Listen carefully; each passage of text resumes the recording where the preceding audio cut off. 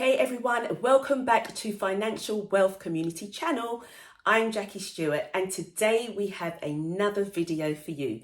Today we are talking about 10 side hustles, 10 things you can do to earn that extra income. Number one, tutoring. We all have skills and talents. There's something that you know that somebody else doesn't know. You could tutor somebody, a teenager, an elderly person, a class, whatever. You could tutor somebody with what you know to let them know and have the information. What's another thing? Another thing is you could be a musician. So you may be a singer. You could do singing at events, or you may be someone who plays the piano or plays the guitar. Think of all those things that you have in your pocket, your skills, your talents, and what you can do with that to earn an extra income. You may be a cooker, really good at baking. Anything like that is a way of making extra income. I told the story before of somebody that I worked with who loved traditional cooking. They had a neighbour who was willing to cook that extra meal. Now, she was cooking for her family anyway, so time wasn't an issue for her. She was cooking. She just cooked extra and they paid her so that they could have their traditional meal. Same with baking. Do you love baking? Do you love cupcakes? Go and make some cupcakes. Go and sell it at someone's birthday party. Lots of things you can do. You just have to know how to think outside the box. Another one, caring for someone or offering respite.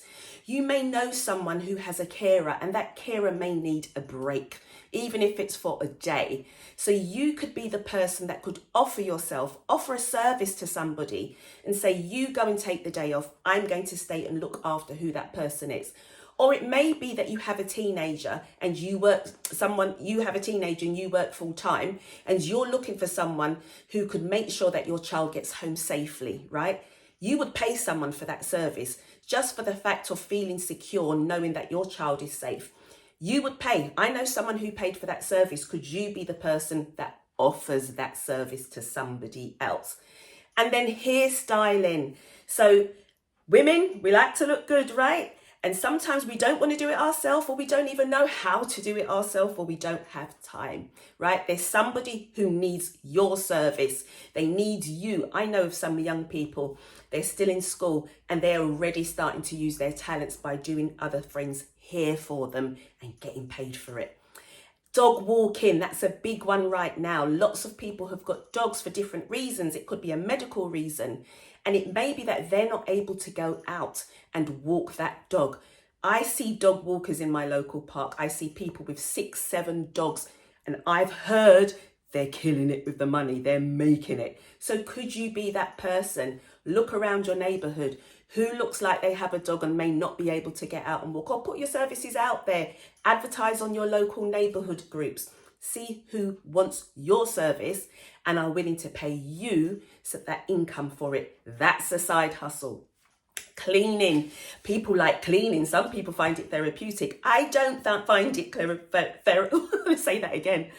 I don't find it therapeutic, okay? I do it because it's a necessity. However, I've paid someone to clean before. You can pay someone to clean, right? Or you can be the person who gets paid to clean if that's something you enjoy doing.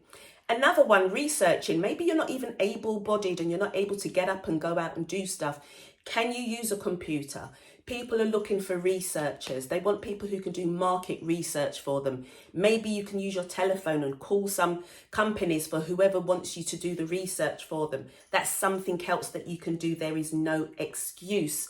The other thing is home sitting. Oh my goodness, when I heard about this, when I thought what a really good idea.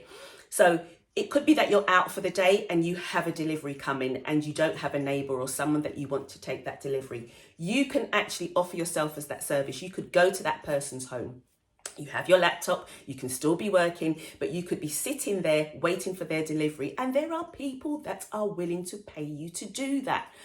Or somebody might be going on holiday and they're worried about burglaries or people knowing that they're not home. You may be able to say, I'll stay in your home for a week. Some people will pay for peace of mind. People will do that. So that could be a service that you offer as well. You need to think outside of the box. One that came up recently was a handy person. I find that that's one that I'm always looking for. And someone recently asked about a handy person, because there's those little jobs that we never find time to do. Me, I'm busy, my husband's busy, and we just can't always get round to doing the little jobs that need doing. And wouldn't it be lovely to just have that person you can call in and say, look, let me give you a story. We were putting up a bed last night. Now, I used to love doing flat packs. I'd be the one that would read the instructions. My husband would be the one that would do the labour and the screwing. It was perfect team, right? Last night, it didn't work like that. It was hot. We were both tired.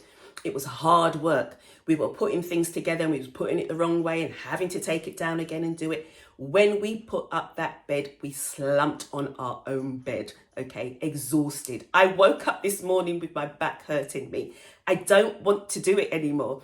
If I can find a handy person who's willing to come and provide that service for me, I would pay to do it. So I've given you 10 things there. You really need to think outside the box. And what I want you to think about what I want you to know is people will be willing to pay. People are willing to pay for peace of mind.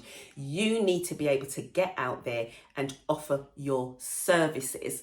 The other thing I want you to do is when you do this, when you get your first pay, so the first payment that you receive, I want you to use that money. You might not need to use all of it, but to go and educate yourself and running a business. We're not just creating side hustles for side hustle's sake. We're creating side hustles to increase our income. Now, I'm not saying to give up your job. If you have a full-time job and you love it, it might be that you just need extra income for a particular project. That's fine, but go and educate yourself. Pay for that little business course or that book that's going to help you to make sure you're staying compliant. Also, you may need to get insurance, right? If you're cooking or baking, and if that person's got an allergy, make sure you've asked them and get them to sign a form to say there's no allergies, or make sure you've got decent insurance to cover you. And insurance can start from as little as £10 a month. You've got no excuse. I've given you 10, but there are so much more. Think about things that you need and you may not want to do yourself. And could you be the person to provide the service for somebody else for something they don't want to do, but that you might like to do? Thank you so much for watching. You know what to do now. Hit that notification bell so you always get to know when my videos are going live. And please don't keep it yourself. I'm a very community focused person. Share, share, share, share, share. See you next time on the next video.